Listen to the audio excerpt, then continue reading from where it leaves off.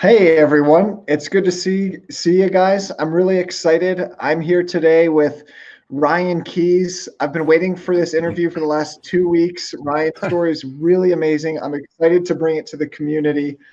Ryan is an intuitive life coach who helps people transition in their lives. He's also an author of the book Putting the Soul Back on Soulmates. He's an active healthcare practitioner who's helped over 2,000 people in person, and he's helped thousands of people online through his guided meditations and program Mirror Work. Ryan, thanks so much for coming on and being here with us, man. I'm really excited about this interview. Glad to be here, especially given that the nature of everything. I do this, and it's like kind of we're still having this conversation, but so many people are trapped inside their house, which is pretty awesome. Right. Well, I think it's a perfect time to be having this conversation because like no one else really has anything to do other than listen to cool stories on YouTube. Like more people are online right now than ever. So I think it's a perfect time. You know, and it's really interesting too, because this is like the school for intimacy, right? This is like literally the school for intimacy. This is like, wow. This is, you went to like an express school where you're going to learn an entire 4 years in one of those accelerated programs. Yeah.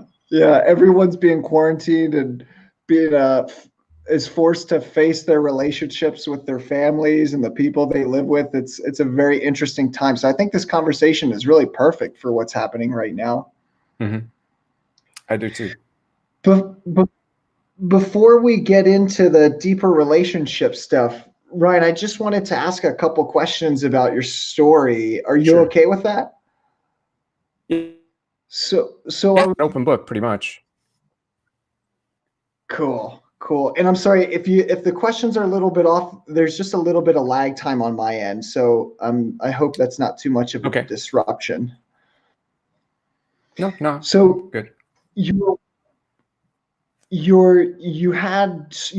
like, dude, when I read your bio, I was blown away. It's like you've been through the ringer right from the start. It was like, how much stuff can we throw at this guy? You know, you had sexual abuse early on in your childhood, and then you had two near-death experiences, and then that led to a Kundalini awakening.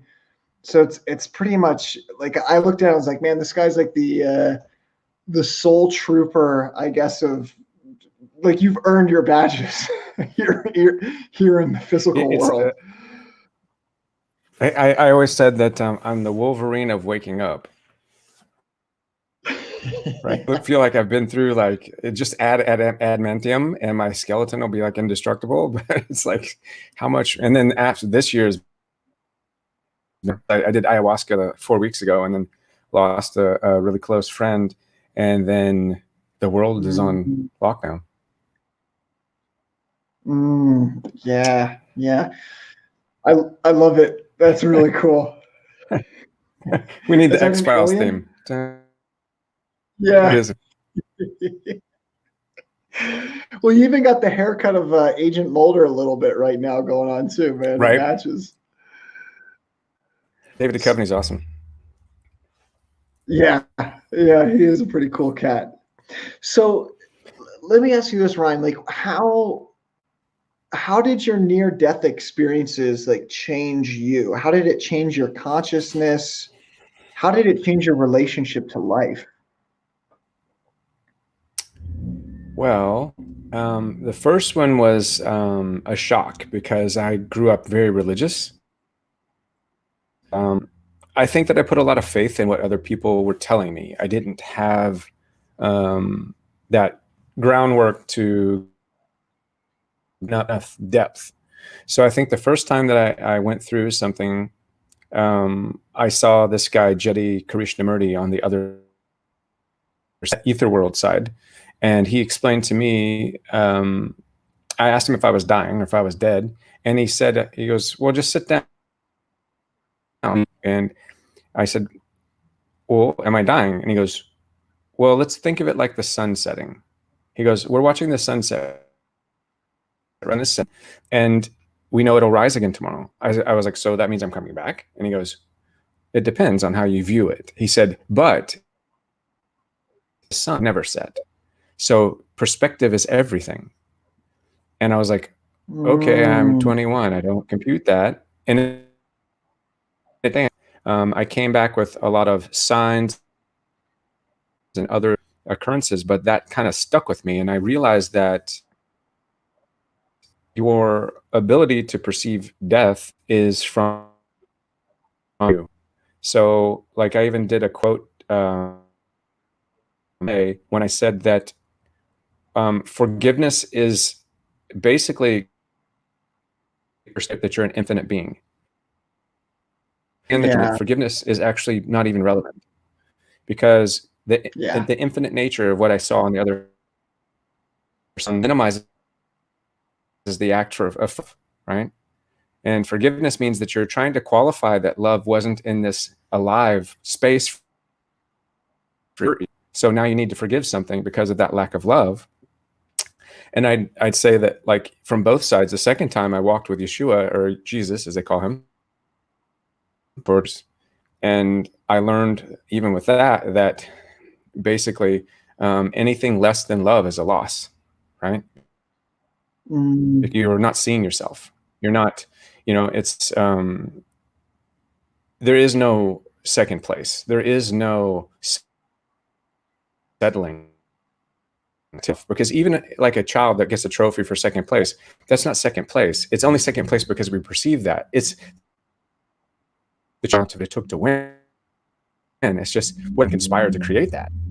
So I kind of like, my takeaway was that the nature of life on that side, and love in itself is unbiased. Love doesn't need a definition because it's wrong, kind of, yeah. That's beautiful. Yeah, it's really, I mean, I've had the opportunity to touch that side a number of times, and then now, I think it's kind of just always there in my awareness, and I can just fold my awareness inward and go and touch that space very quickly. Especially after, I had a number of combat experiences where death was all around me, and that shifted my consciousness to a point where I was like, oh, there's really no disconnect between the physical and what we call as the spiritual or the other side. It's just like continuums on a rainbow. And I think it's really interesting because everyone who I talk to and have interviewed ever who's had near-death experiences, it's almost like they have just a free pass and connection to that other side. And it changes something about you, the way you relate to life and humanity, and even the way you relate to yourself.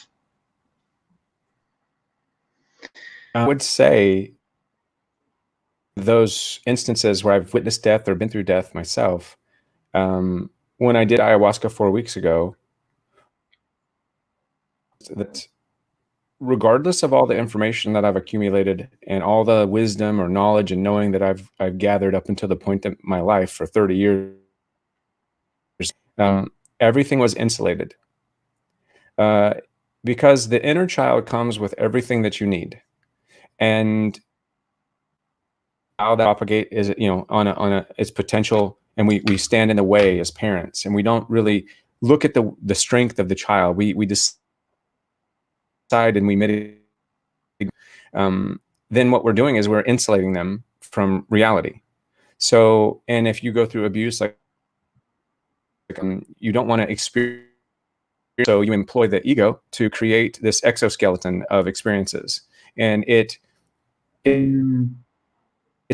designed to keep you from loving, but what it's designed to is to give you a cushion so that you can create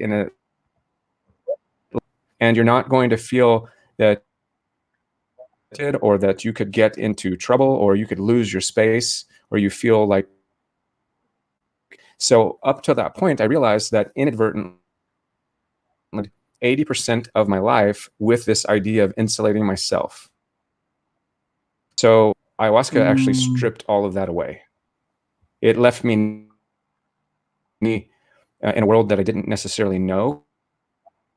No barriers. There was no blinders preventing me from being injured or harmed or shame. So I looked at the world from a, oddly enough, I had quite a difficult time integrating in that next week following it. And then I went and experienced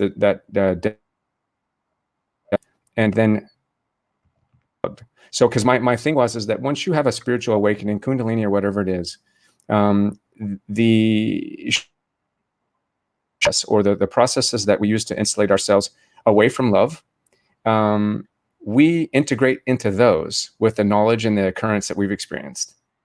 Yeah. The opposite. We need to integrate that into our new awakening. And I realized that, and I was like, whoa, no, I'm not going back into that world. And then boom, the whole world collapses. I'm here right now. I was like, I'm like waiting for the grid to rain down. It's like, yeah, but you know, it's just. Yeah, right. That's beautifully said. I've never heard it said back to me in that way. I mean, literally, that's beautifully said. I couldn't have said it better myself. I had a Kundalini when I had my Kundalini awakening in 2012. I started just kind of peering into that realm a little bit more and more and more. And then it finally got to a point where the pain of even getting away from that realm was so much greater. And it's like I can't even go back into a realm where love isn't the center force of my life. And that takes many shapes and different forms. Like sometimes it might be a hard conversation, but the truth, like it's like once you realize how much pain we're creating for ourselves by not living in truth moment to moment, then it's like you can't go back. Correct. One of the takeaways that I had, even going through this isolation period, is that separation is insulation, right? So we create separation in a lot of different ways. We love in a way that is linear, a straight line. So everything is never circling back, right? There's never. So even that you've lost the person and now they're behind you and you're moving forward and you don't have them in your field anymore. If you experience it, it's here, it's behind you now, you're linear, you're moving straight forward in the straight line, and it's still behind you, it's supporting you, but it's not coming back to you. And that's why, in fact, I went through multiple near deaths, is because each one dialed me up a different level. It was like, I thought the first one was crazy. The second one was like, and if we live inside of the circle, like that Ouroboros, if we take that circular way of life, we become the people of the circle, then what happens is death comes back to life. And we have this new nature of how we see things in a natural law, a natural state. And it gives you to love without fear, right? Because that's the greatest adversary, is to love through fear. Because fear because you're afraid you're never going to come back to the point that you started. So when you meet somebody and you fall in love, back to that magical one, and you're always striving to get back there, not understanding in a circular mindset, understanding everything break, and it will come back to you. You get to live it over and over and over in a way that continually kind of escalates. It's like it'd be like if you're getting sucked up by a tornado. At the spinning around, remember like Dorothy, the lady on the bike, she's getting up and up. So you're spinning in a circle, coming back around, seeing where you've learned and what you've lived, but you're constantly higher in your understanding. And that, I think, has been the biggest takeaway I've experienced through multiple deaths and lives. Beautiful.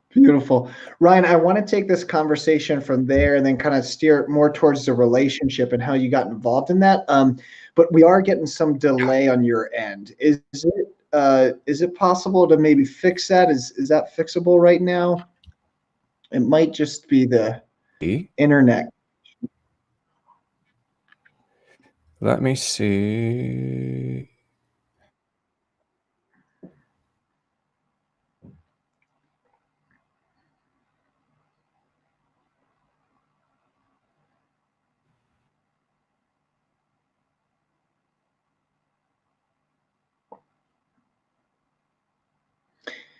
So everyone, I'm just gonna hold space while Ryan's. Oh, Yeah, there I'm you're trying to back. fix it. Is that better? Is that better? I think so. Yeah, we'll just try from there. Yeah, we'll just try from there, man. It looks like it's not lagging anymore. And if it does, Ryan, if it lags again, I'll Yeah. just you can come back in and it might change. That might help. Okay. Okay. I think this might work. Hopefully that did it, because basically what I did is I switched my Wi-Fi station. I went to the 5 gig, Cool. Cool. Nice, the man. infamous Cool. 5G. Yeah, that's apparently giving everyone cancer and all these other Yeah. things. Yes. So, so how did those experiences, Ryan, put you towards the path of helping people in relationship and the coaching that you do now? Well, the first near-death experience opened up within me, and that's why I said I'm like the Wolverine of awakening. Everything, because when your body dies, and you go through a trauma like I did, I had the whole right side of my face reconstructed, right? So all of it's Mm, titanium on the right side. 2 years to recover. Every sensory perception that I would possess was heightened, whether it was sound, sight, taste, sense, instinct, intuition, all of it was on full tilt.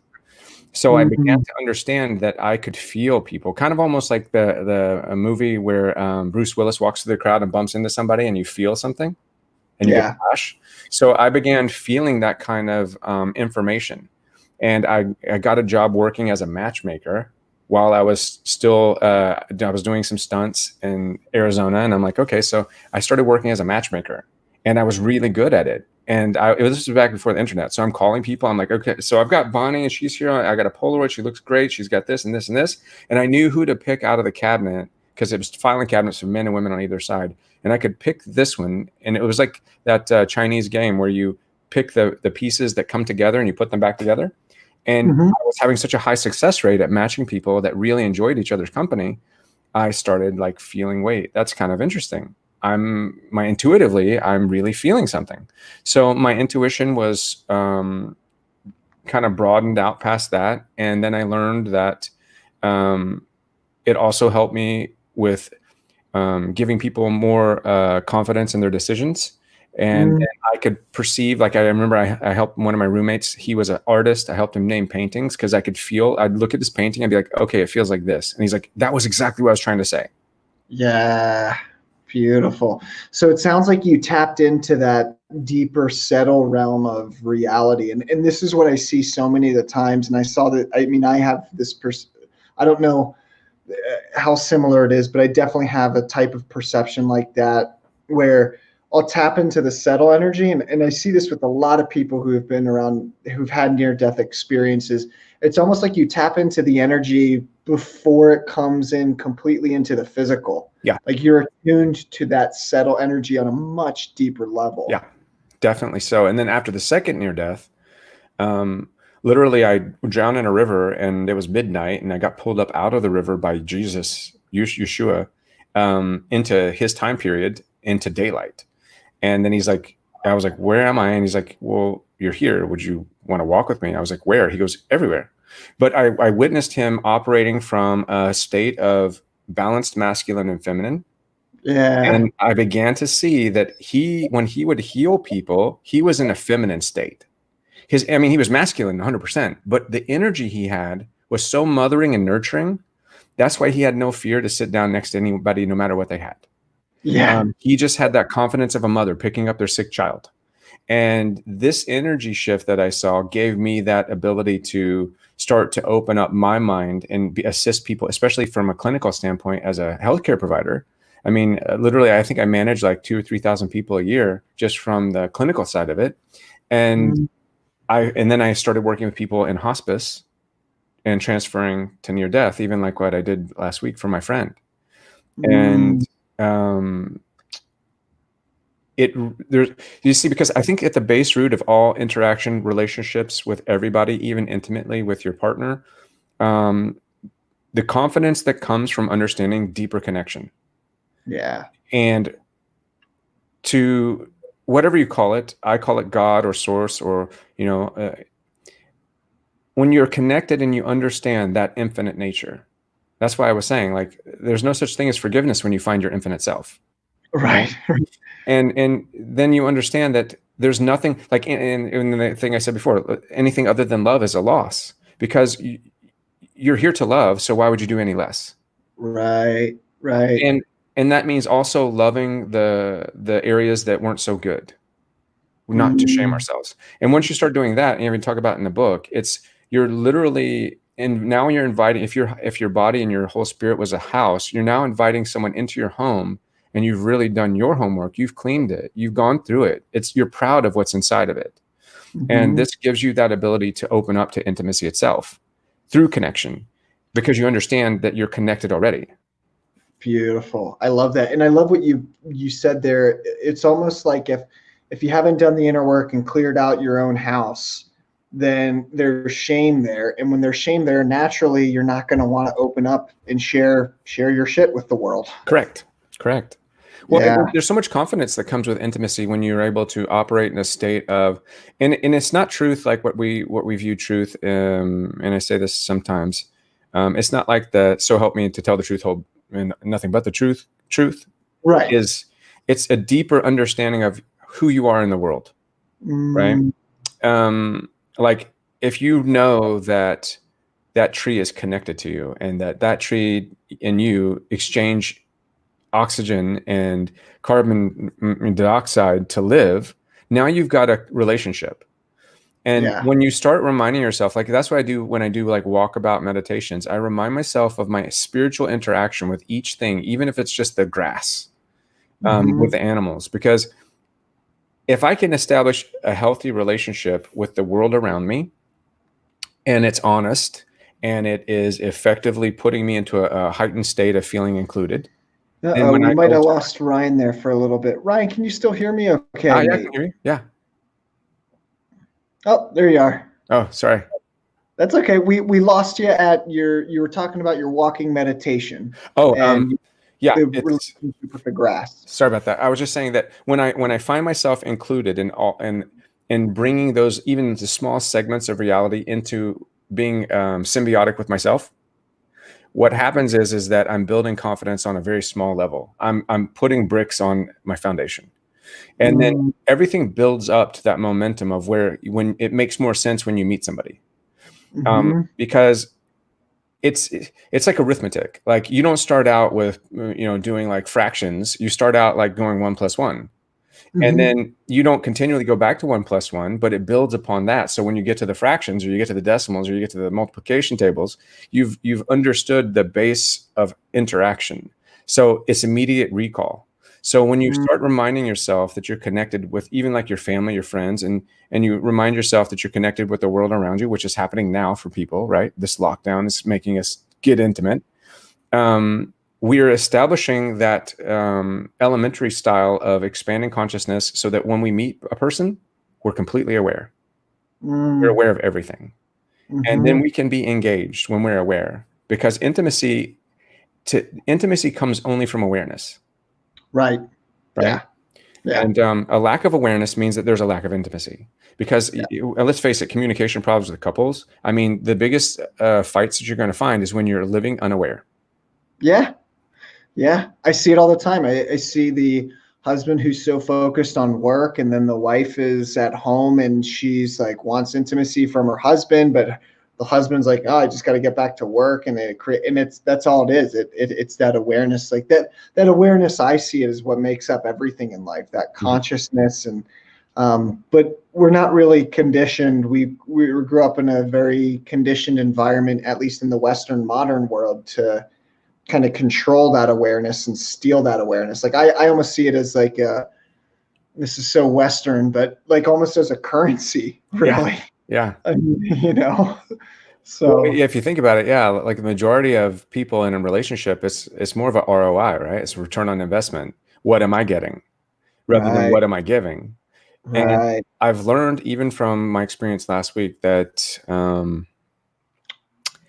when you think of love, when you give love,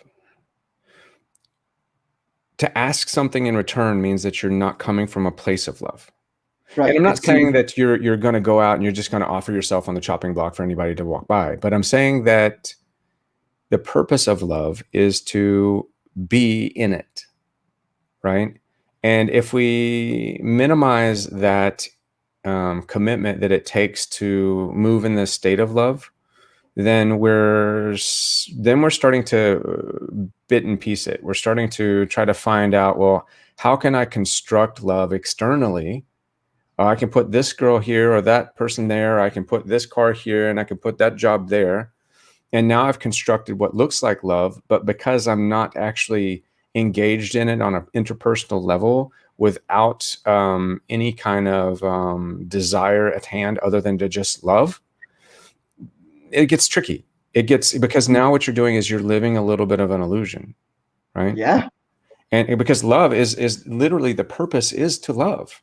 I mean, and it's not like you're walking around hugging everybody, but it's you're walking around aware of everybody. Awareness actually is a very inclusive way of explaining your like a communal love.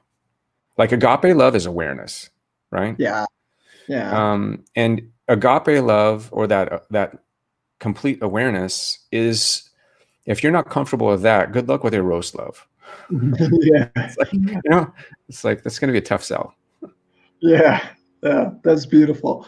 I love that. And I love what you said about it being like, the more you tap and live in from that, you're able to kind of just tap into what's going on anywhere in life. Mm-hmm. Like if you're seeing through, I remember, because I grew up very Christian and religious as well. There was this one song where it's like, open the eyes to my heart, Lord. Oh yeah. And it's like seeing the world through the eyes of the heart.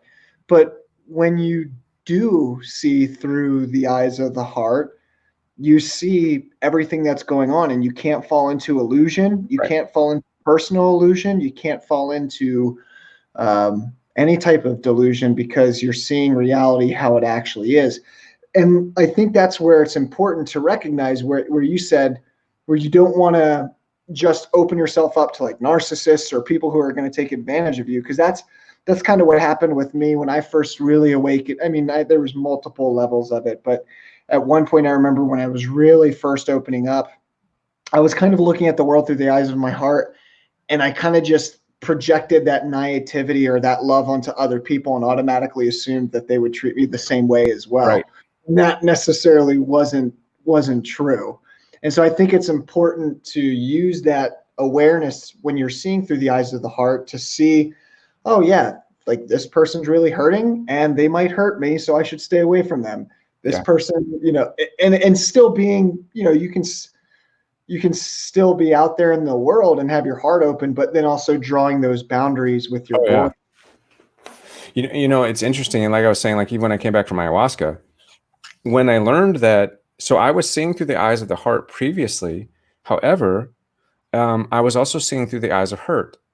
And you see, if I'm looking through the eyes of the heart, but I'm also have a filter of hurt, I will find people that will help me heal my hurt.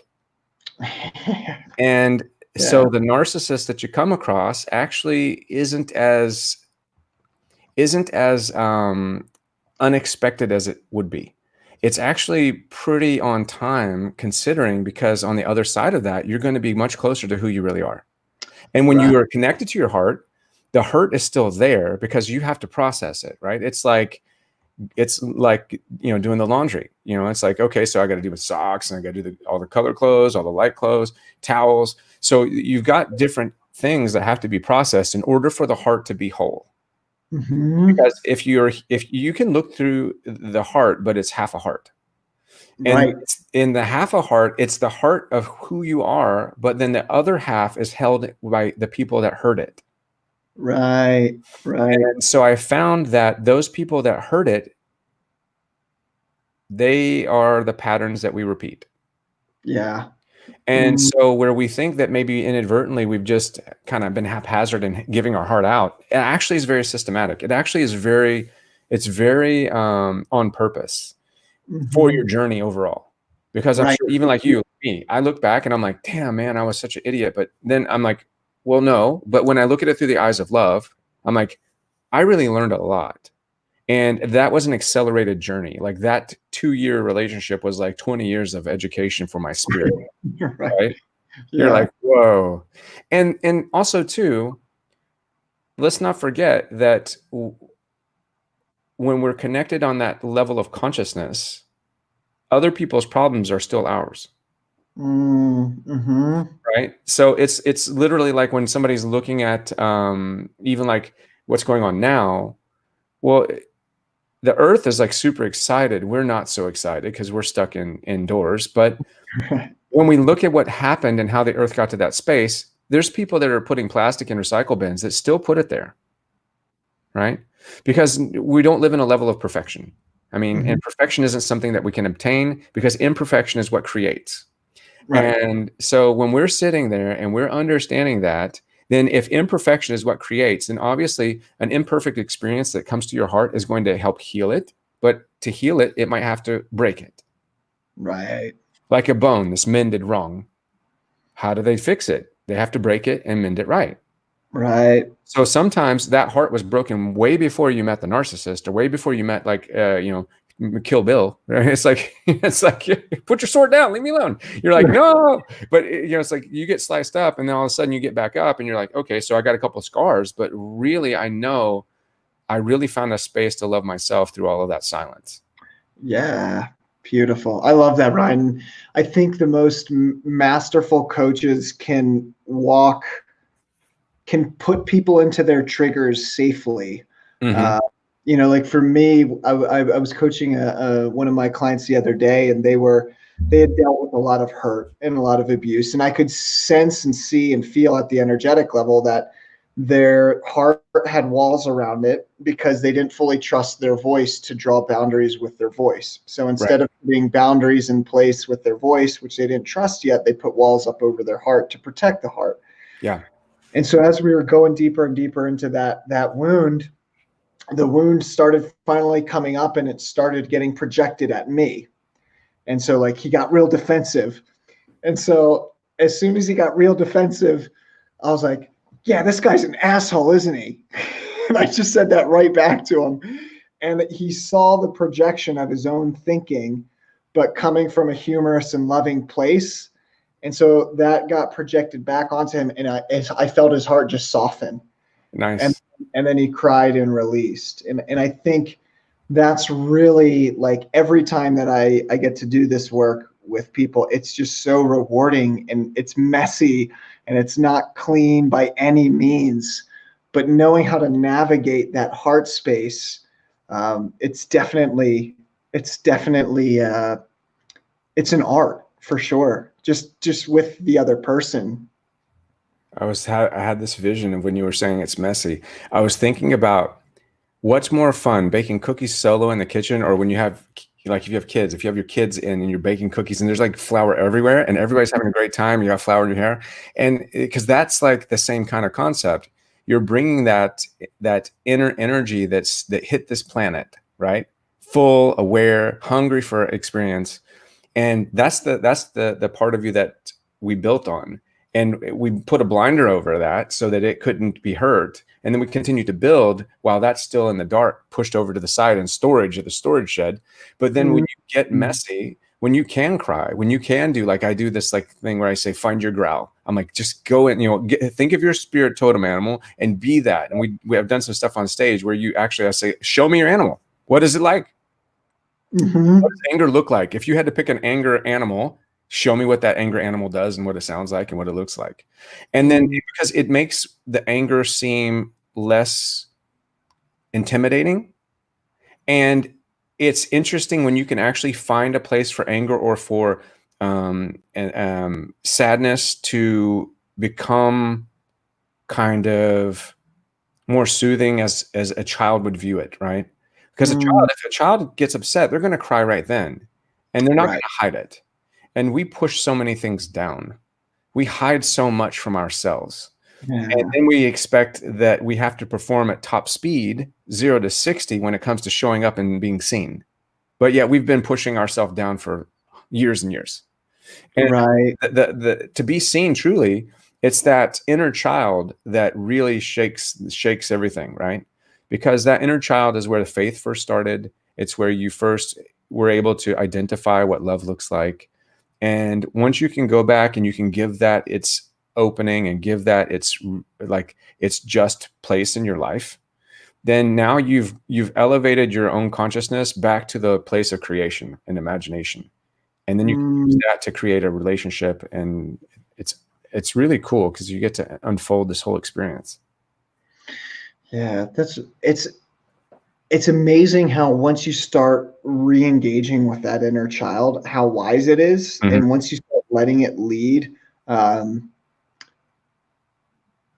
trustworthy it can be. Like it's once you just start I remember when I started doing inner child work on myself years ago, I was looking, I was doing work on my heart, and I found this one place in it where it was really closed off. And then I said, what was that about? And then all of a sudden, this memory of my first best friend pushing me off the second story playground and me falling off my back and biting my tongue. And then there was like light coming out of my tongue. And I just ran inside crying. And I was like, I was so hurt. I was like, betrayal. And I was like 5 years old. I was 5 years old. But I remember that emotion coming off and being like, oh, that was when I closed my heart off to friendship and totally opening myself up to another individual. And it wasn't until I went into that space, parented and was there for my inner child as an adult. Right. Then that inner child trusted me as well too.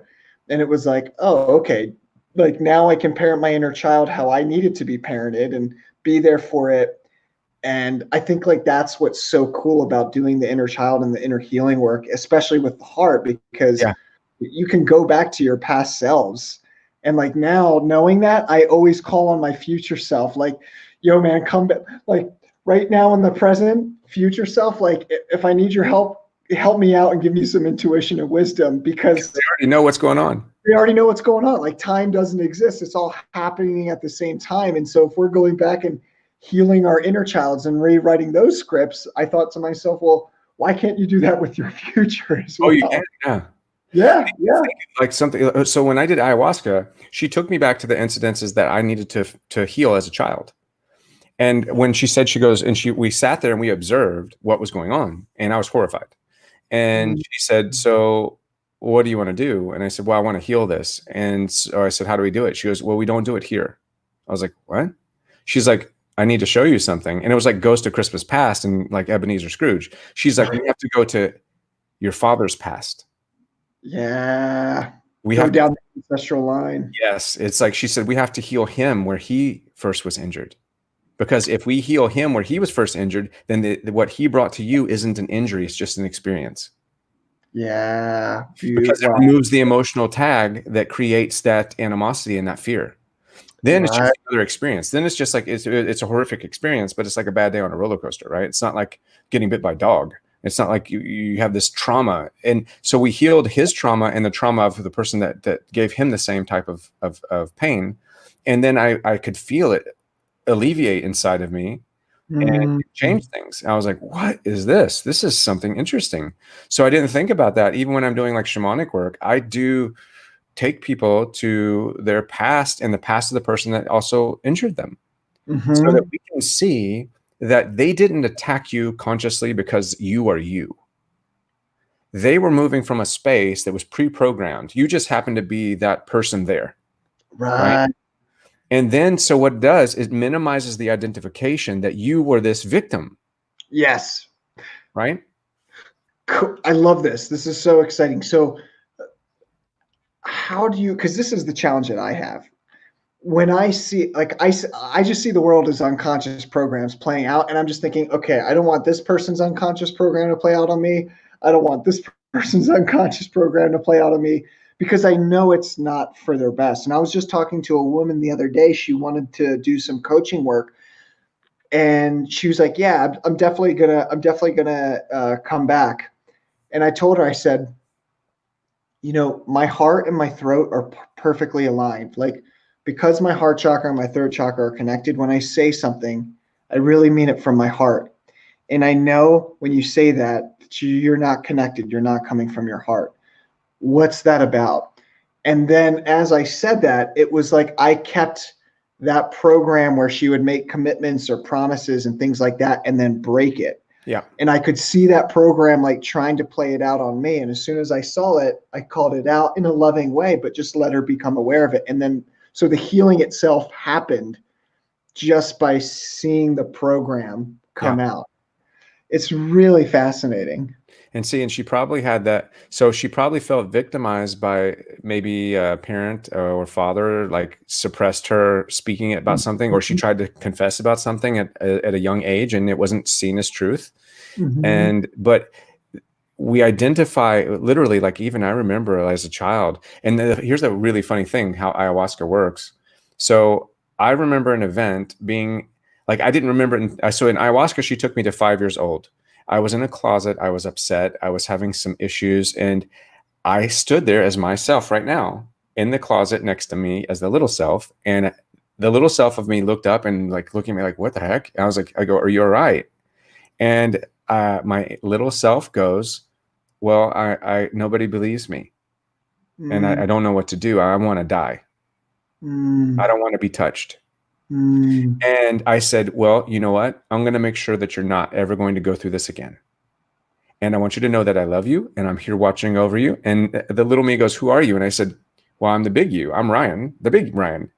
And so that was funny because I didn't realize that. So now flash forward after ayahuasca, I asked my mom about that incident. Was there ever a time when I was in the closet, like acting weird? She goes, yeah, you came out and you're saying that you talked to the big Ryan.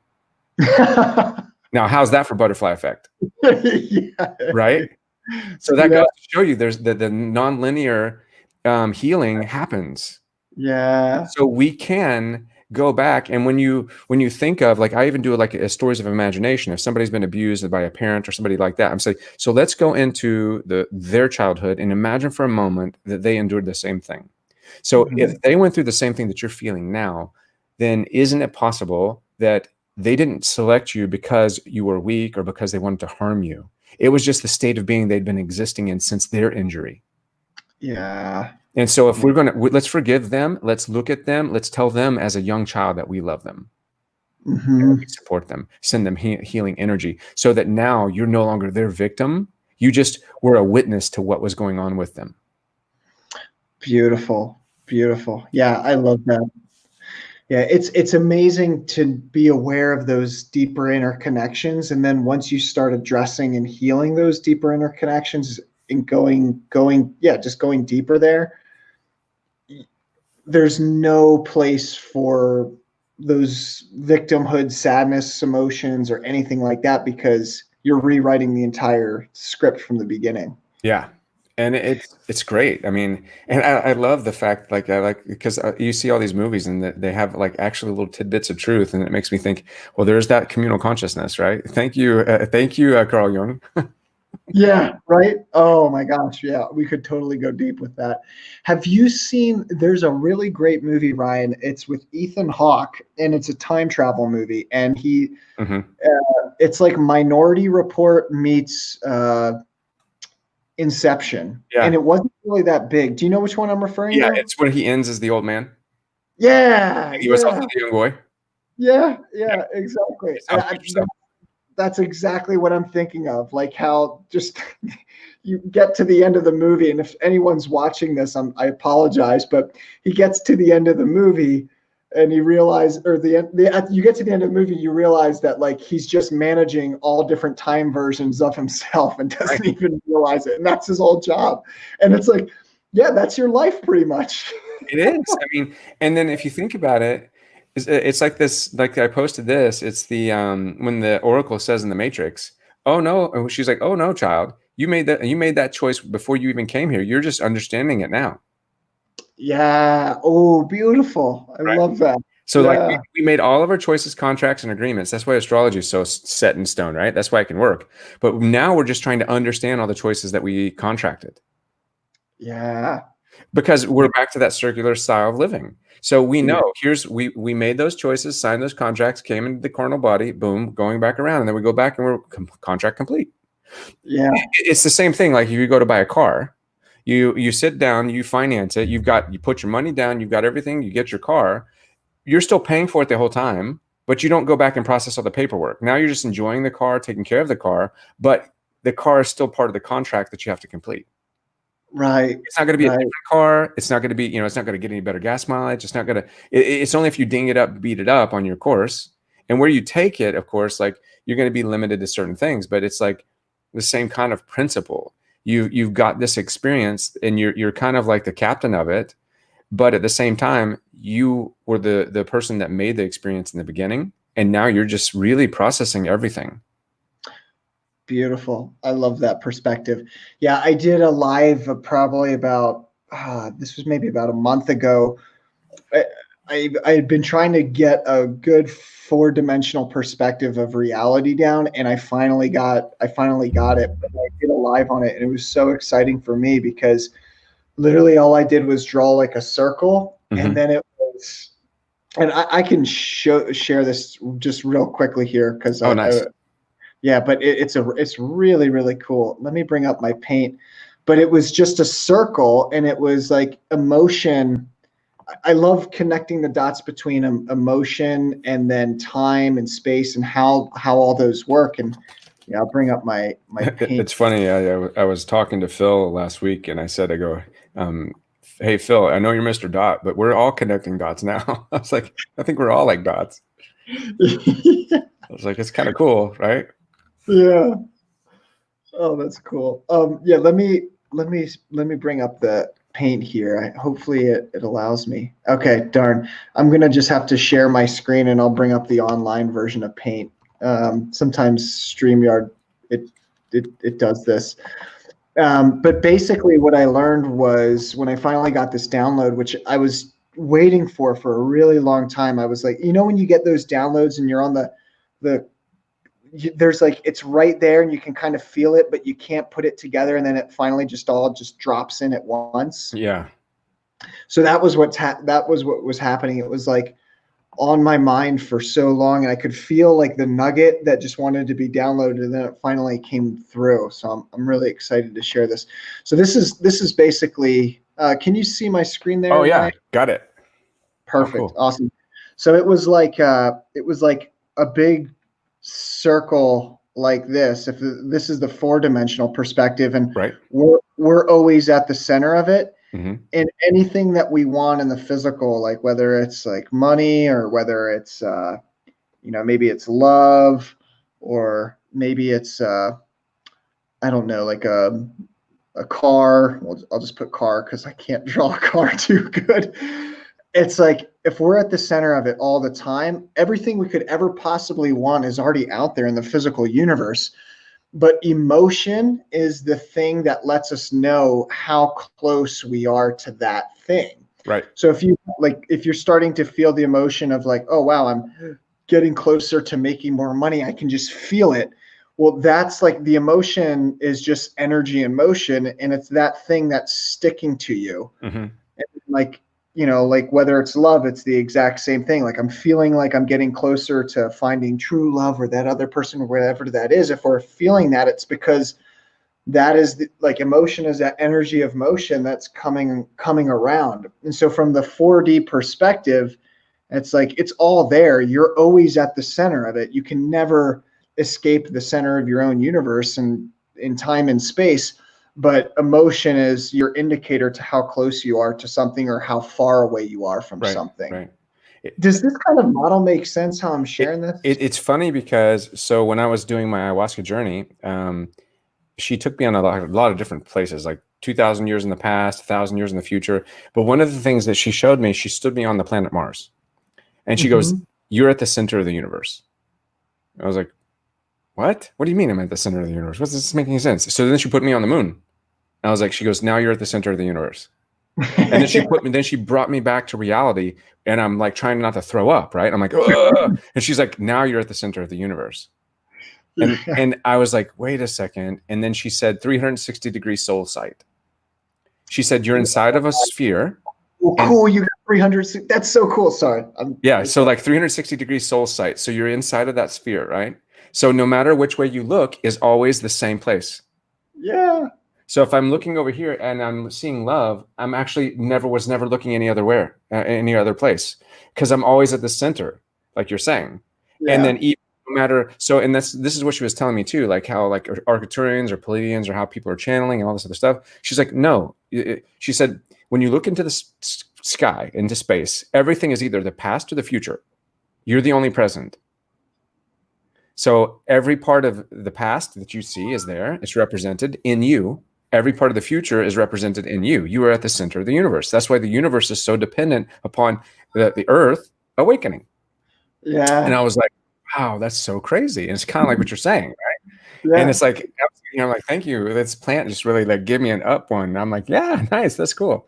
But yeah, she said, imagine that you're walking through, she said, do an exercise where you're walking through reality and close your eyes, do visualization. And that even under your feet is still the soul panel of vision, that 360 degrees of soul. So, and when you're here and when you're back here, you're always seeing everything from where it's supposed to be, like front and center. So even though your eyes are only seeing what's 170 degrees binocular here, your soul is still seeing everything. So that's why your subconscious pulls in so much information. Right. Beautiful. And the same thing with feelings, right? So you may walk into a bar and you don't know why all of a sudden you don't want to be there, but it's because your soul vision is picked up over here in this side. It's found, oh wait, there's some anger, there's a fight, there's something going on. And she said, this is what's happening to us right now. We're up leveling. We're heading into a state of more where intuition is going to like a telepathic connection. And she said an instinct is going to this 360-degree soul vision. Cool. Where you're understanding that your instinct to survive is no longer that. It's the instinct to be able to multiply your own perception in a 360-degree sphere. Oh, that's so cool, Ryan, because I love that. I'm just going to add this. Go for it. When you have that soul vision, because I feel like I've been living that for the last 2.5 years, and I don't mean that from like above state. It's just that's been my level of perception. When you're living from that space, there's no need to be in survival mindset, because you understand your interconnection between everything and that you're always taken care of. Totally. And so you have that level of perception. There is no worry. There is no those lower emotions of fear or anxiety, which all stem from uncertainty and living in a more delusive state. Yep. So you have that high level of perception. It's like, no, there's no reason to fear. It's not like coming from the mind. It's just, no, you change your perception. So you change your experience of reality. So you just don't get certain emotions. Right. And then if you think about it, and even if the body's holding on residual emotion, like we were talking about the heart searching for something that's going to help it heal, might be a heartbreak. Even with that, even with the body still coming forward, that's that jump that we're getting ready to experience. And that's why we're in isolation right now. Right. We're basically in a spiritual Vipassana. Yeah. Oh, right.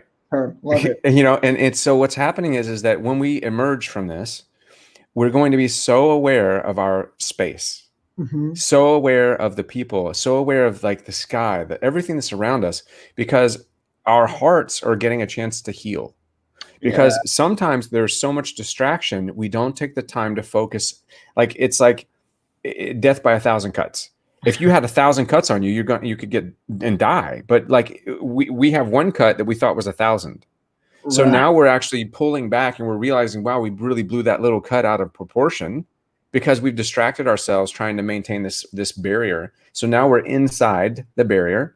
We're healing what's inside. We're healing the heart, and that little tiny wound that was there, we're able to like really sit with it. And now when we go out, we're going to have this the physical body is going to catch up to the spiritual body. See, because that was one of the problems. We left the garden. We left that whole idea behind us. We didn't keep the spiritual body and the physical body like this. Right. Yeah. And, and that's why, like even everybody's talked about the body as a temple, et cetera, et cetera. It's not because we're just trying to tell you to eat right. It's because in order to be at that high vibration, to merge that new level of consciousness where you can actually begin to feel comfortable and not have this weight, the body has to be there too. Absolutely. Yeah. The body is the foundation for it. It's like I love this metaphor. It's like trying to push 200 watts of energy through a copper cable that can only hold 500 watts. You're going to burn the body out. And this is exactly what I've seen with a lot of people who go through awakening experiences. I went through it. My nervous system was fried for a good 5 years, and it still gets a little bit fried every now and then, but I'm pretty much, like upgraded to it. And I pretty much only eat fruit and guac. And Yeah.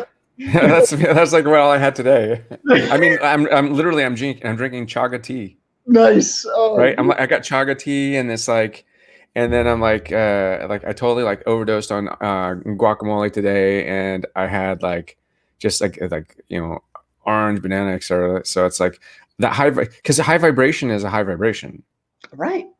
Yeah. So if I'm operating in my mindset at a high vibration, I'm getting these great downloads, and then it's the reason why I get a download and can't do anything with it is because I don't have the vehicle to process it. Yeah. I'm running Windows like 10 on like a Commodore 64 from like 1980, right? It's like it's like trying to play like like a one of these AI games on a Nintendo. It's like old school Atari or something. Beautiful. So we have to upgrade the body. And that that's what we're seeing right now. We're upgrading our reservoirs right now. We're pulling back. We're spending time.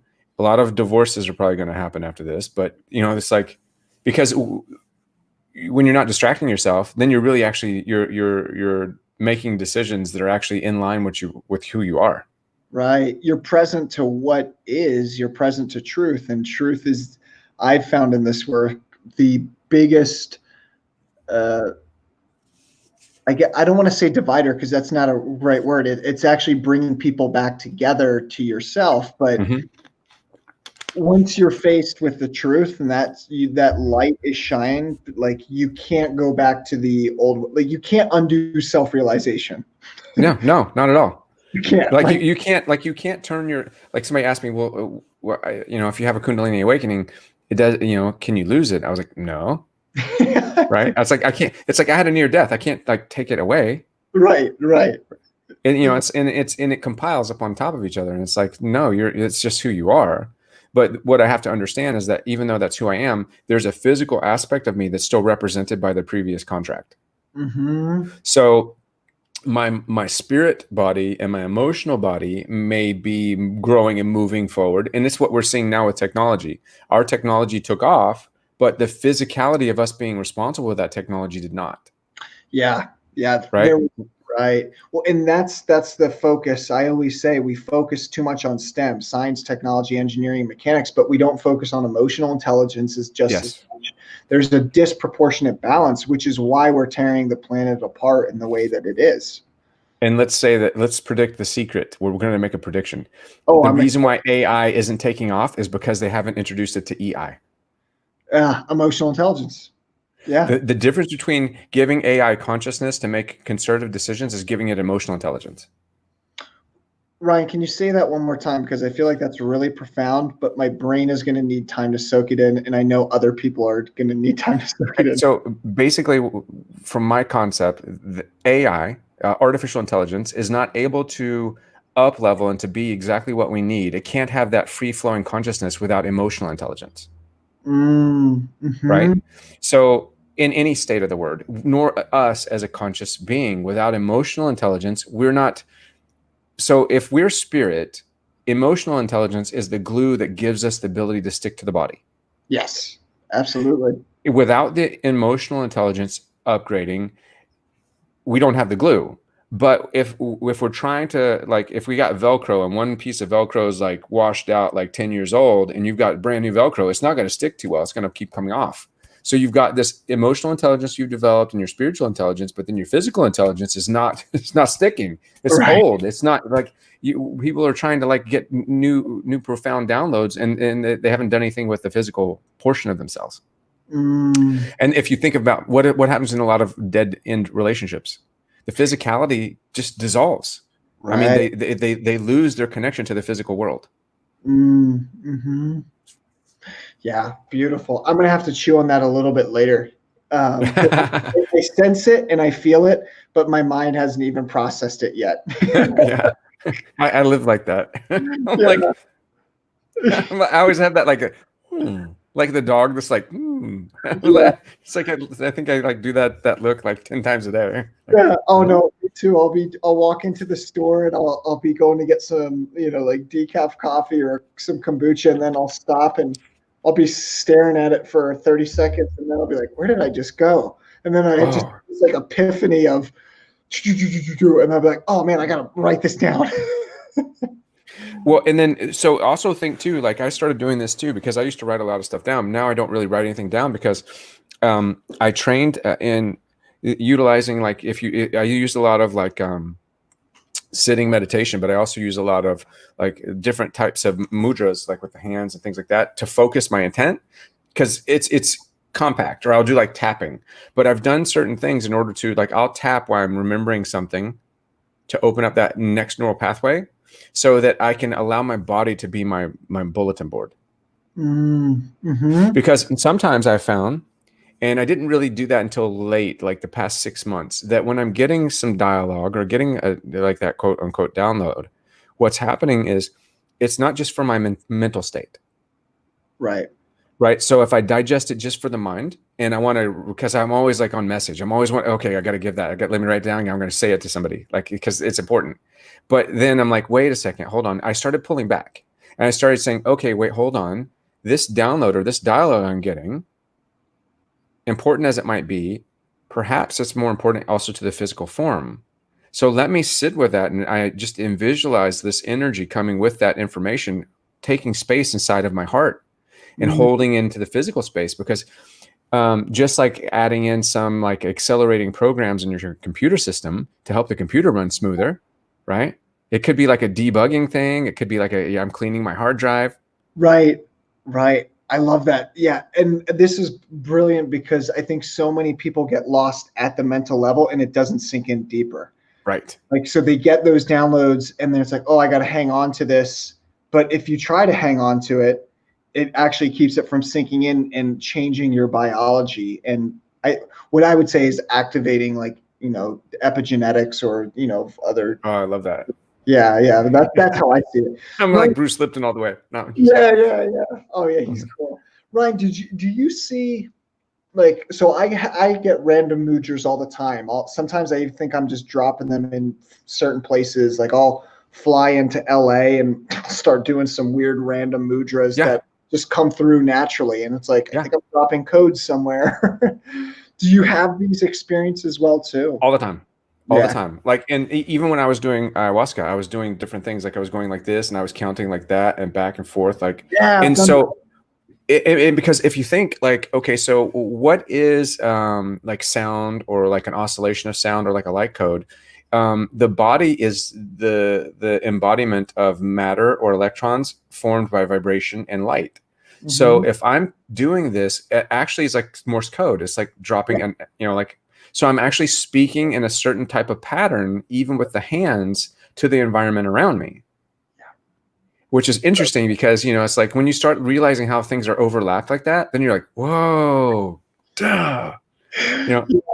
It's so cool. I had the download about, I think it might have been last year, or maybe a year and a half. I can't remember, where I was like, oh wait, yoga is actually a language of the body. That's all it is. And it's so cool because like that's all it is. It's just a language of the body, and the body's communicating certain things to the environment. And what I'm really excited about is I know that there's like all different types of mudras and systems, but I really like, my perspective is that enlightenment and like the concept of that is even changing itself, whatever that means, because as we evolve as a species and as a planet, like even yoga itself, like that code changes as well. And that's why I love the Sanskrit language, because the Sanskrit language is actually developed. It's the only language ever invented that changes and evolves with the culture. It has the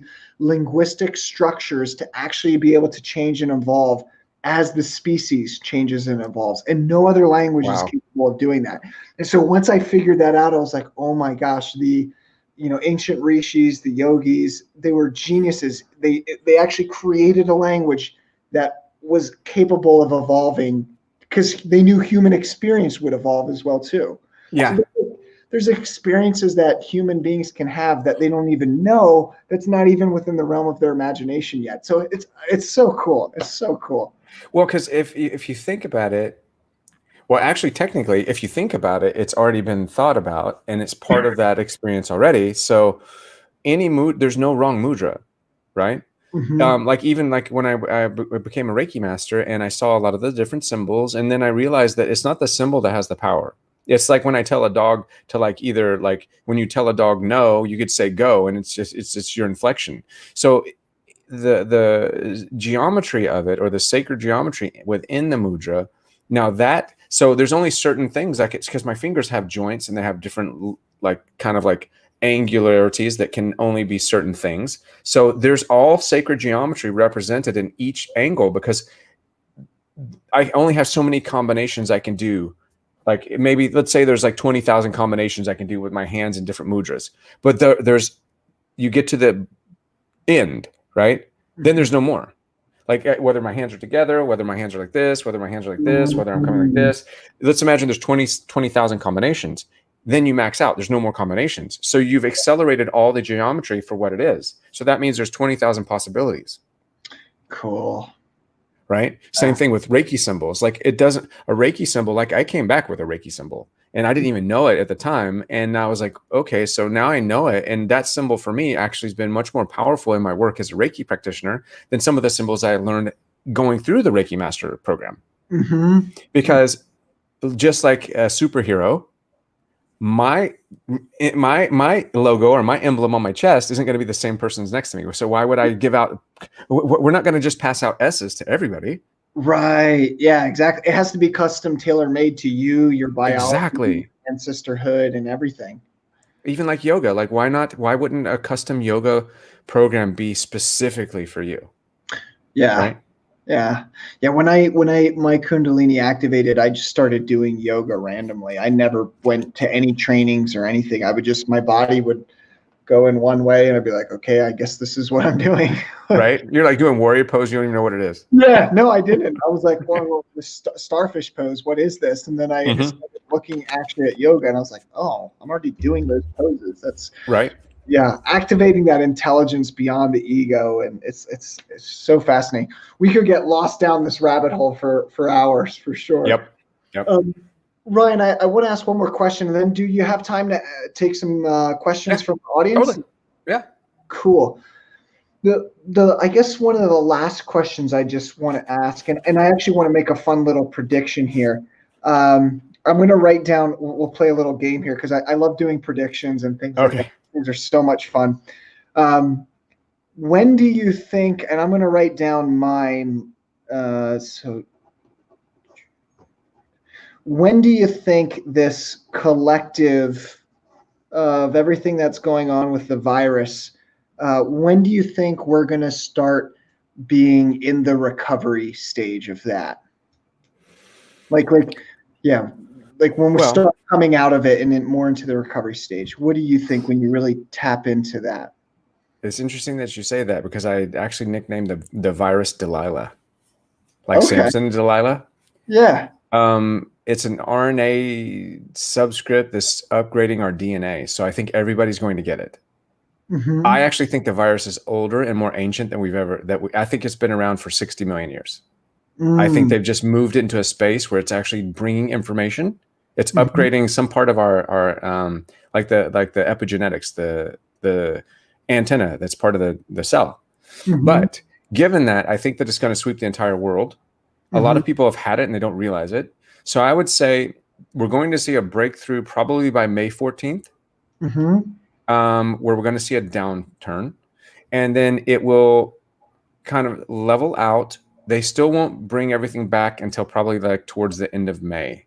We're going to see a lot of kind of hesitation on everybody. And then I think right around probably maybe like June 11th, something around that time, we're going to see everything basically popping back to normal, minus the businesses, right? Yes. Did you write it down? That's what I had. June recovery. Nice. Yeah, yep, exactly. Exactly the collective sense that I got too, man. Because it's like, it's like, I just feel like that, like June 11th has always like kind of stood out to me that everything's back to status quo. Yeah. You know, and we're going to see this new wave. And even when I did ayahuasca, I felt this coming. She kind of showed me something that's like, so imagine that when you go through college and you're a freshman and you have like a tutor or somebody that's helping you, like a guidance counselor, they're not better than you. They've just been there longer, right? Yeah. So even like for like us having Kundalini awakenings or like me doing ayahuasca or whatever it might be near death. So we've gone to the grid, right? We've experienced going to the grid. We experience what it's like to get a healthy dialogue or download. So now when we got, and I'm not going to talk about 5G, but just imagine that there is a subgrid that's being put in place, like artificial intelligence, to give us these qualities that we're expanding into, that heightened level of telepathic connection and being able to communicate with each other in a different kind of fashion, feeling much more involved with the spirit and the ether. Well, you're going to dome that, right? You're not going to want, you put a glass ceiling over it like they did everybody else. You want them to do it, but how can we monitor that? How can we make money on that? So everybody's elevating in consciousness. How can we make money on it? We put up an array that will actually suppress it to a level that we can control. But the guidance counselors that have gone there before, we have that bat phone that has that direct tether to the top realm that's like outside of the dome. Yeah. And when we bring those downloads down, now there's something they didn't count on. So everybody else has got this new level of perception. When we say something and share it, it shoots out across the whole dome. It's like the grid drops into the dome and it creates a whole new grid. So we're witnessing this new spiritual grid that's going to be even within what we've known as the construct of our society. And it's great intelligence. It's spiritual intelligence. It's a new way of perceiving things, and it's happening like lightning fast. Yeah, I love that you bring that up. So December and January I spent mostly wiped out, and I wasn't even doing anything. I was just living, and I spent a lot of time in the energy body going up above the grid, and I didn't know what was coming, but I was like, man, something is coming because I'm wiped out. I feel like as you get outside of the collective energy of humanity, you get hit with those frequencies first. Yep. And then they filter through you to more of the collective. And so I remember that energy coming back in December and January, and I was like, man, what's going on? What is this? And then suddenly it was like once March started happening, I was like, oh, but I saw it. Like I was in the energy body above Earth, and I literally saw it. Like I saw all of it, and I was, completely out pretty much in orbit, just looking at the Earth, and then being like, oh, this whole new thing is coming in. And then my awareness contracted back down to little me walking around in the state of Colorado. So, that's awesome though. But I mean, that's exactly, I couldn't explain like what I've been going through any better. Same thing. It's almost like I feel like I've been like a kid sitting on top of the grid, this above like this conversation called Earth. And I'm sitting there, I'm like, wow. And everybody's talking. And all of a sudden this wave from behind me is just like, whoosh. And I'm like, what is that? And it's like, you get hit by this information and you're like, okay, I'm going home. I'm like, that's good. I'm like, I'm going to go lay down. I got to get out of here. It's like too much. And it's like, but our consciousness, even if they try to control it, right, there's always going to be that Joan of Arc. There's always going to be that Rosa Parks that sits on the bus. They can't control what's changing right now. Yeah. And what we're witnessing is, as I predict in 10 years time, is going to be a soul revolution. It's going to be, we're going to be operating in a much deeper state of connection with the Earth itself. Yeah. But not just the Earth. We're going to see this spiritual, like SI. We're going to see spiritual intelligence become one with the physical. Ah, cool. I love that. So, and I love that you said SI, because I always see it as like, like once you awaken more, you don't see any difference between the spiritual and the physical. You see the connection between the two. So it's just humanity naturally evolving along their own path. Yep. And it's like natural. It's like Homo erectus, Homo sapien, like Homo spiritual or something like that. Imagine the virus for a second was the missing link. Like, what if there was no missing link? It was a jump because of a virus. like an ancient RNA virus that upgrades humanity, upgraded it.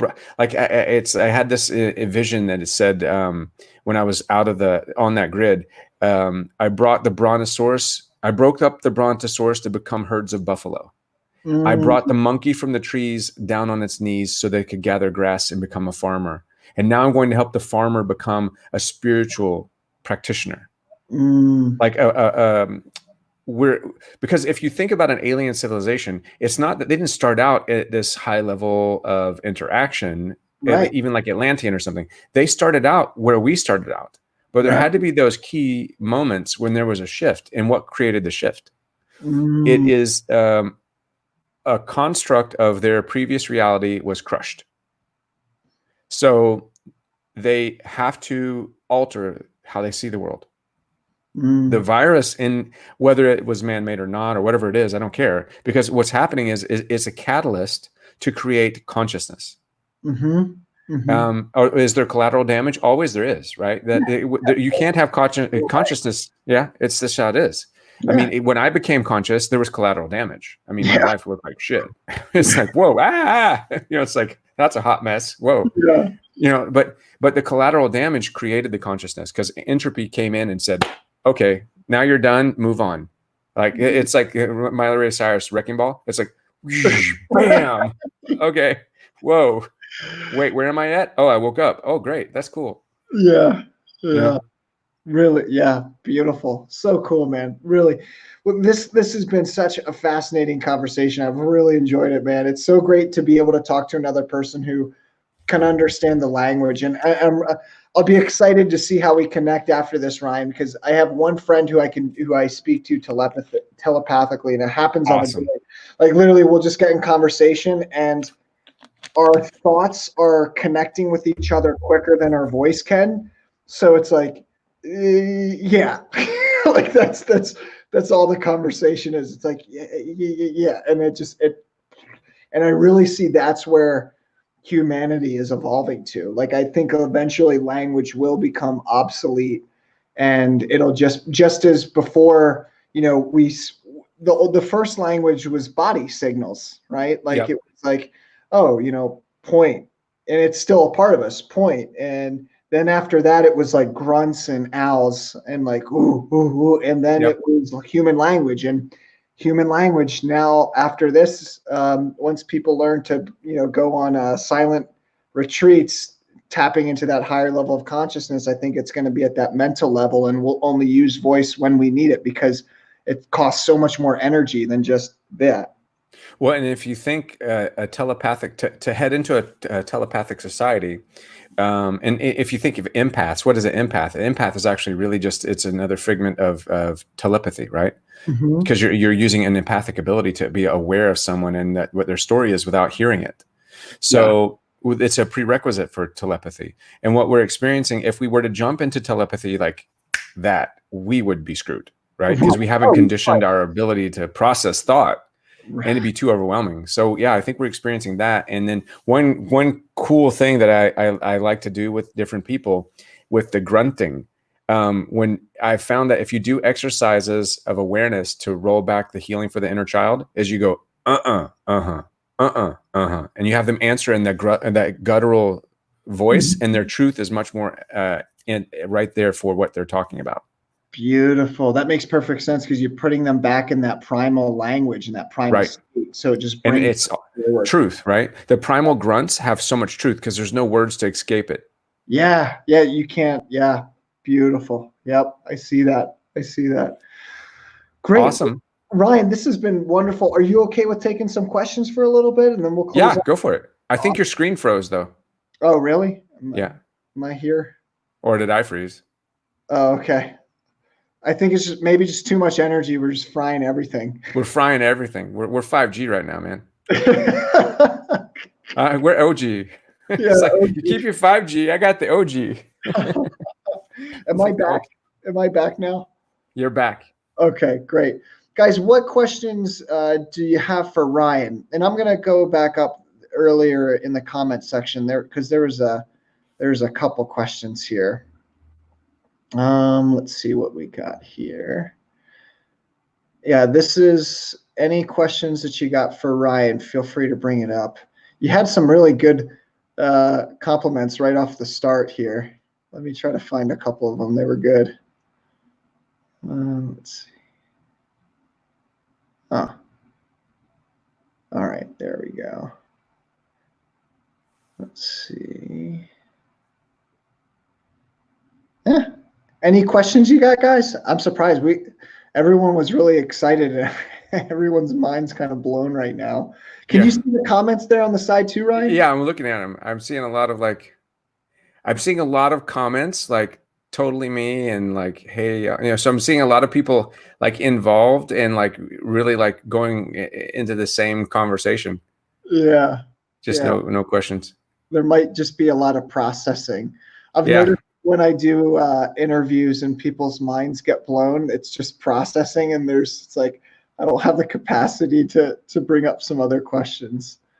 Somebody said which movie, and then they said Gattaca. But was it Gattaca? It wasn't Gattaca. Oh, so Gattaca was the movie, and I love that movie, by the way, too. Because Gattaca had Jude Law. Right. Yeah. So Gattaca was the movie where they went up in the rocket ship to Saturn. Do you remember that? Do you remember? I remember that one for sure. I mean, that one's a good one as well. Yeah. So it's Predestination. Yeah, that's it. Predestination. Yep. Predestination. Yeah. So I'm going to bring up Evil Delbano's question here. So Evil Delbano says, "Love your last book. When is your next one?" I'm actually working on 2 at the same time. Yes. So one of them is, so I'm kind of like going with the soul theme just because I like kind of how it is, I guess. I'm doing one book that it's about overcoming, and it's called Namaste My Way.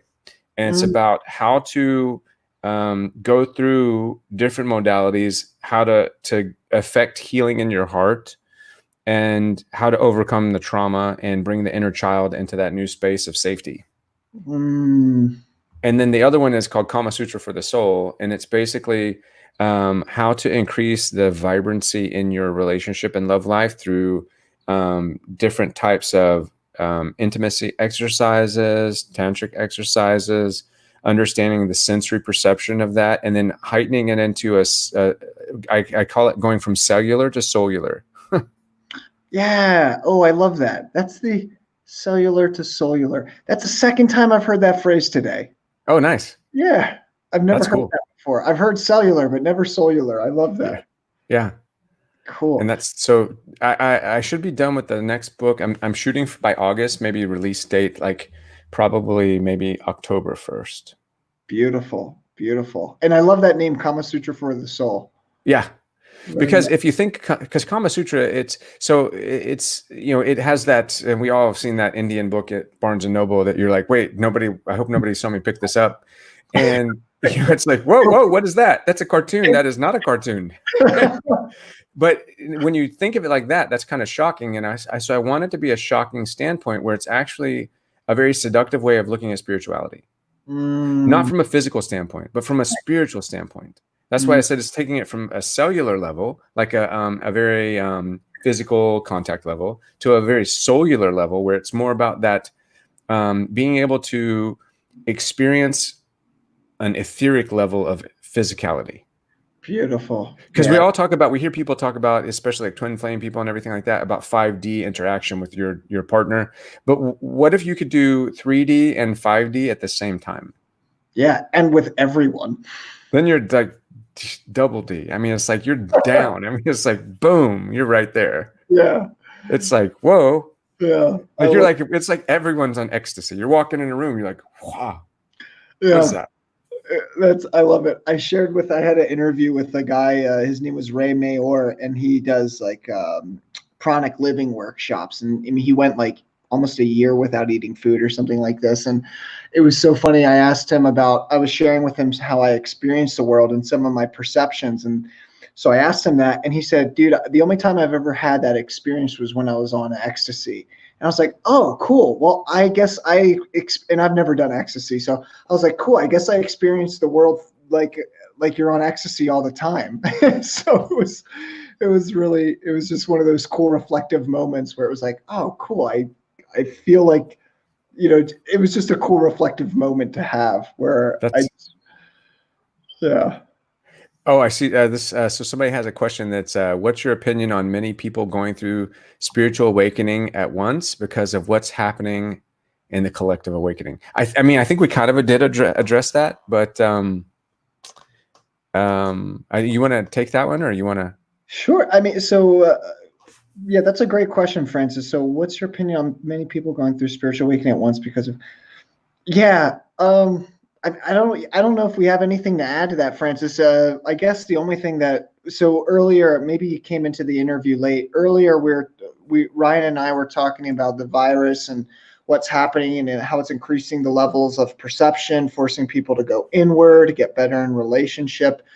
So yeah, that's really, I think Ryan and I share the same opinion. Is just humanity's evolving, and what's happening right now is a way for us to get to the next level. Whole new codes, whole new downloads are coming in, so humanity can evolve to a higher level of perception and experience of life, getting more out of insecurity thinking, because insecurity is what's causing us to tear the planet apart. Oh, I don't have enough money. I need to bring in more sales. Got to get more over here, get more over there. But when you raise that level of perception and you see the interconnectedness of life, then naturally insecurity falls away, because you realize your connectedness to everything and that you're always taken care of. And then, I think in the to add to that, with the massive movement of an awakening, because I saw where he said not just slowly but all at once.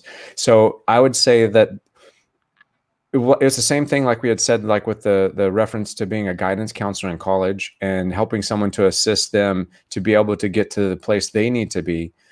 We've got all the guidance counselors in place, and we've been putting them in place for a while. The key people that help people lock in and to be able to dial that into themselves. And of course, now it's open enrollment. So the next wave has to be all at once. And that's why we're experiencing it globally, because change doesn't change. You can't change the world one at a time in that point of view.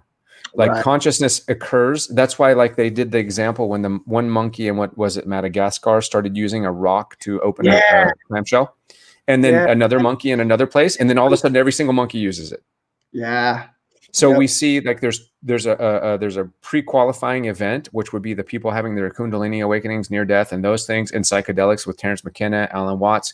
All that was that preliminary for the past 50 years, which evolved alongside of technology. But now we're at that qualifying event. We're at that, what do they call it? The global mass, right? We've reached critical mass.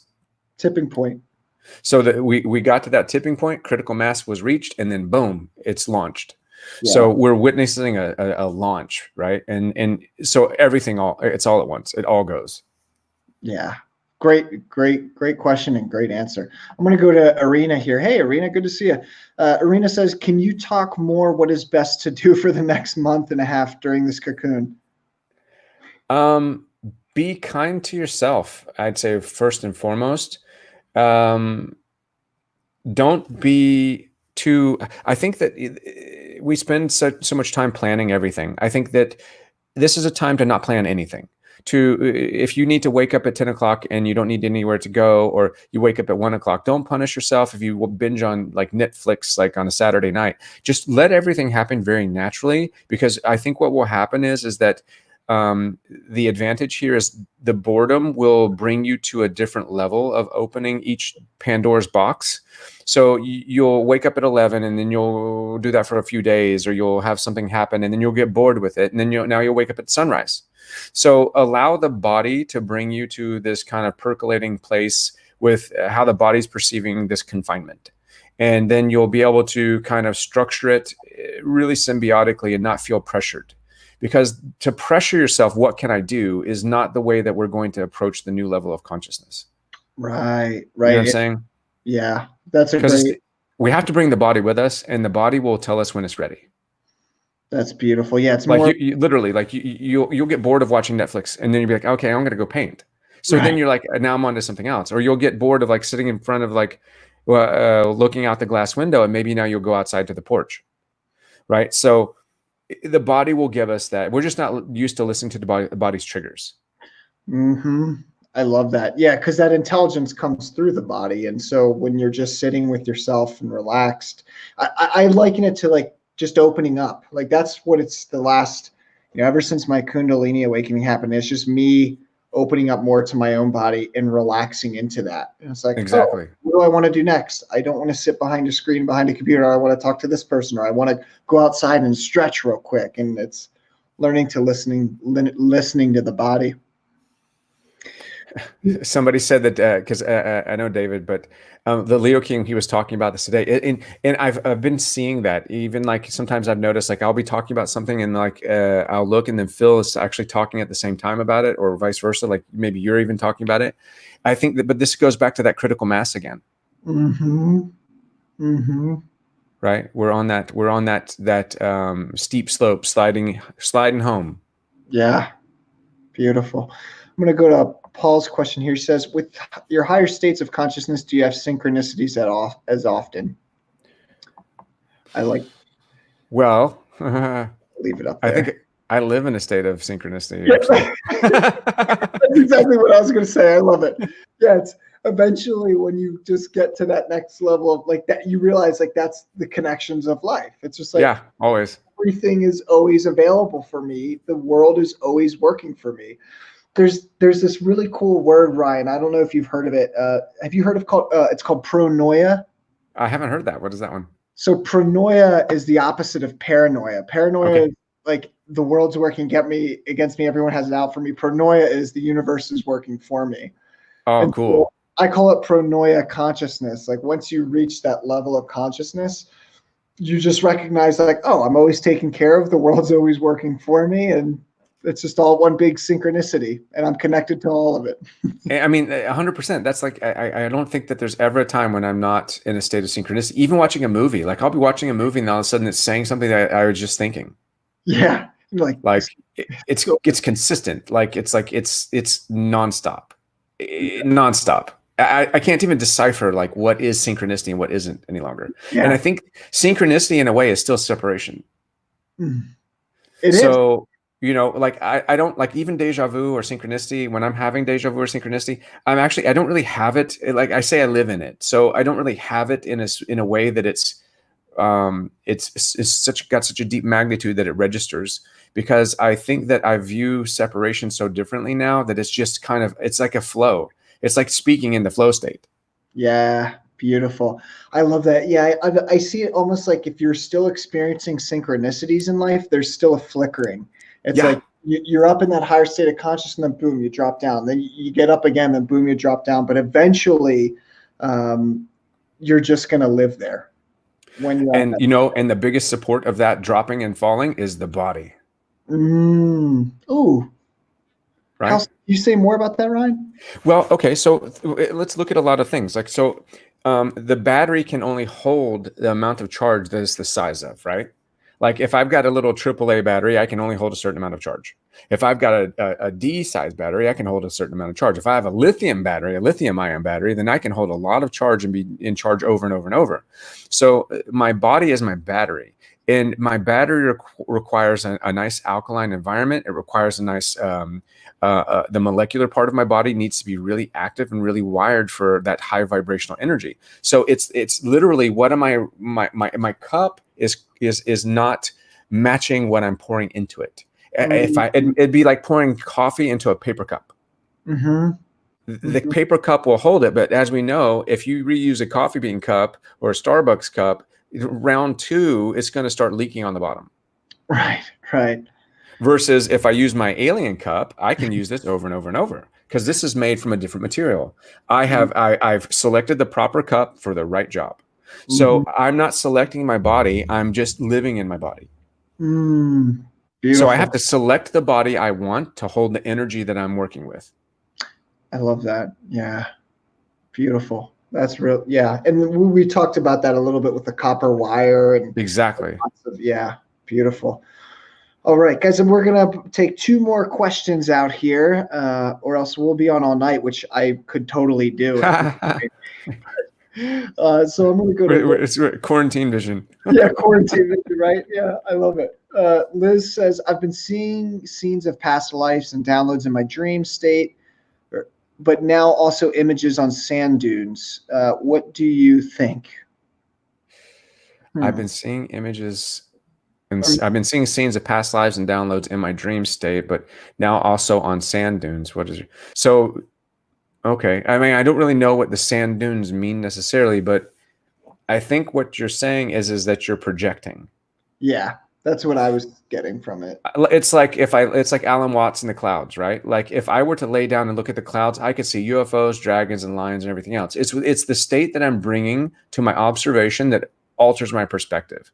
It's like I could look into the forest and I could see Bigfoot, but it's actually not Bigfoot. It's the tree posing as Bigfoot. So it's a form of high level projection, and it's literally like, imagine your dreams as like this energetic field. This in your eyes are like this projector, like in school. You're casting that dream vision through your perception, and I think maybe it requires a little bit of realignment with the third eye, rather than throwing out that information to pull it back in. So now that you'll see it still, but you'll see it in a different way. It'll be more of a feeling rather than an actual, like you're looking at a sand dune and you see something that's carved in it that represents what you're seeing, because that's still externalizing and still separating yourself a little bit from the experience.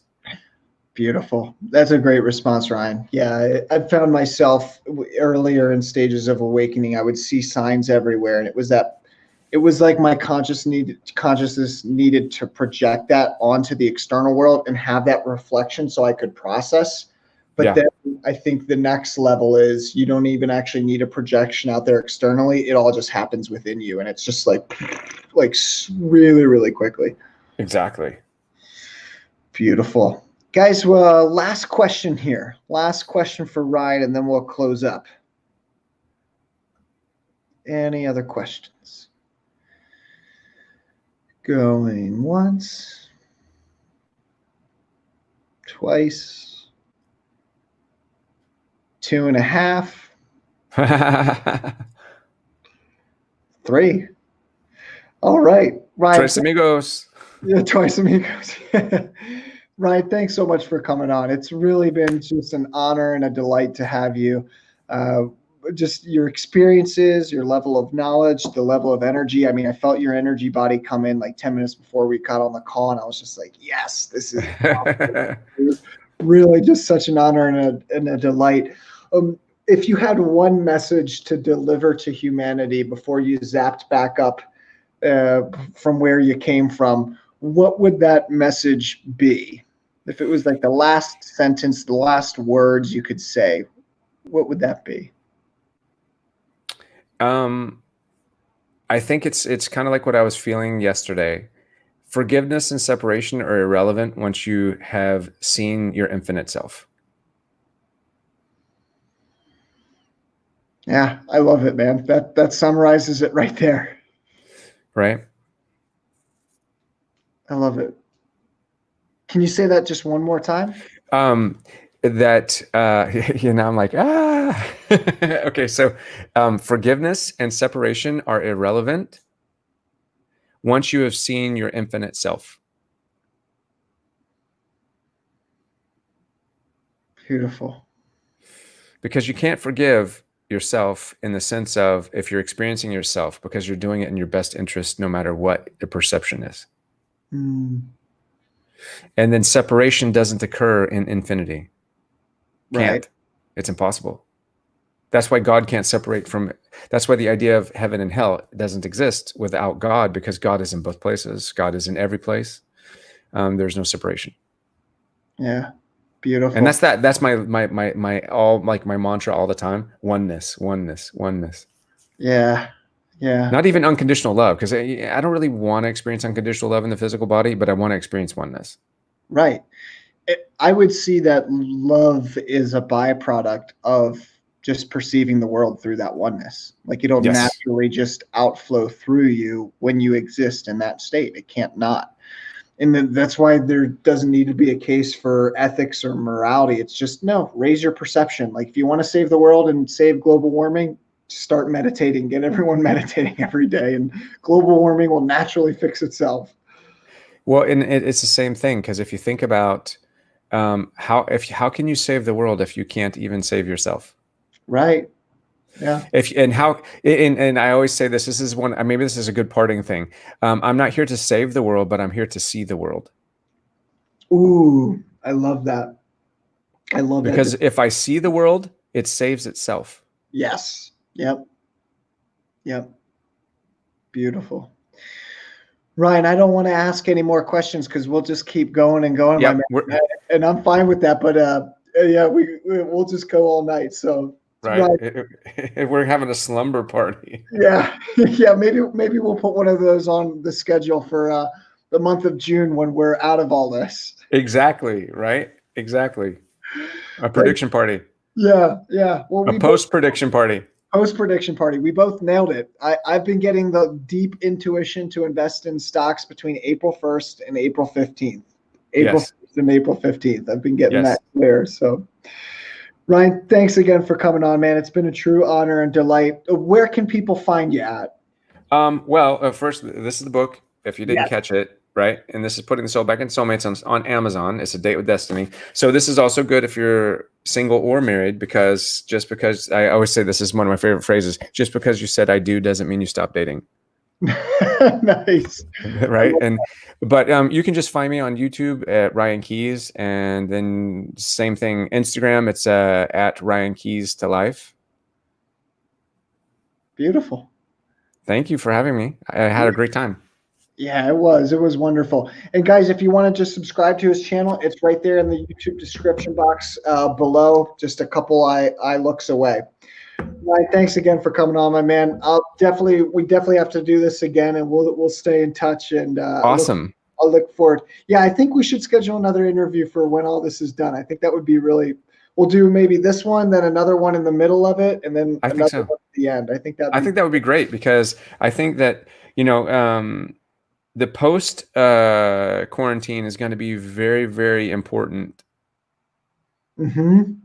Because there's going to be a lot of people processing all the information that came out of it, right? Right.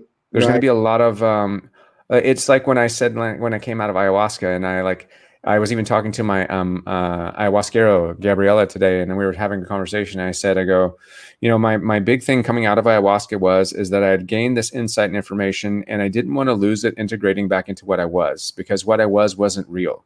It was real for what it was, but there was elements that needed to shift. So I needed to integrate my life back into who I found or what I discovered. Same thing will go with this quarantine or this global pandemic. People will need to take what they've gotten here and not integrate back to what they were, but to bring what they were into what they are now. Yeah, I love that. That's the nature of true transformation, when you literally don't remember who you were before. Like it's death. It's death in every sense of the word. Exactly. So yeah, that would be great. I think that'd be a really cool thing to do. I think that would be awesome for people. Beautiful. Well, you heard it from his mouth, guys. Part 2. All right. Have a great day, everybody. Great night, wherever you're at. Stay safe, and don't be scared. This is an up level. We're literally, what we're engaged in right now is a shift in consciousness. It's not necessarily the means justify the ends in some aspects, I guess, if you could say. Beautiful. Beautiful. Yeah, it's not the end of the world. It's just the end of a state of consciousness for humanity. Right. All right, everybody. I'll see you all. Thanks, Ryan.